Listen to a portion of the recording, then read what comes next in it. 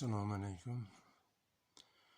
Bir kichkina donishmanddan so'rashibdi-da, ayol so'rabdilar. Men qanaqadir gunohkor bo'lib qolmoqdimanmi? Ko'p erga tegdim. Nikoh bilan shariat bo'yicha qanaqadir kelisholmay qolib ajrashib ketaveribdiman. 8 marta erga tegdim desalar, boya kichkina donishmand aytibdilar. 2 marta erga tegib ko'rasiz, agar qovushmasa tegmaysiz debdilar. Payg'ambarimiz sollallohu alayhi vasallam davrlarida bir sahobiya ayol erga tegsalar, erlari shahid bo'laveribdilar.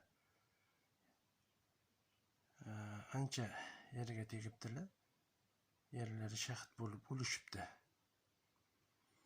Shunda haligi ayol to'g'rilarda yomon gap ko'paymasin uchunmi, endi o'zlari biladilar-yu. Payg'ambarimiz sollallohu alayhi vasallam aytganlarki, kimki shahid bo'lgisi kelsa, shu sahobiy ayolga uylansin deganlar.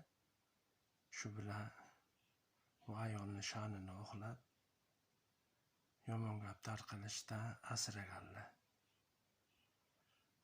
Hozirgi nassalarimiz, donishmandlarimiz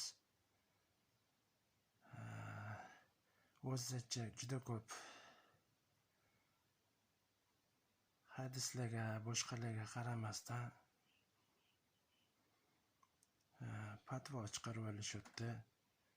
Ba'zilari barzachoqqa joylab qo'yaman deyishim demay, barzachoqqa tushuntirib qo'yish kerak. Kichkina narsa odamni kallasi ham sig'maydi. Siz barzachoqqa joylab qo'ya olmaysiz. Buning uchun odam qo'ydirib, kul qilib inasi olish kerak.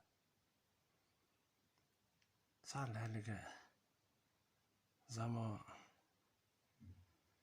juda o'zgarib ketdi deb haligi krutoylik qilmasdan, Payg'ambarimiz sollallohu alayhi vasallamga o'xshab bosiqlik bilan tushuntiring.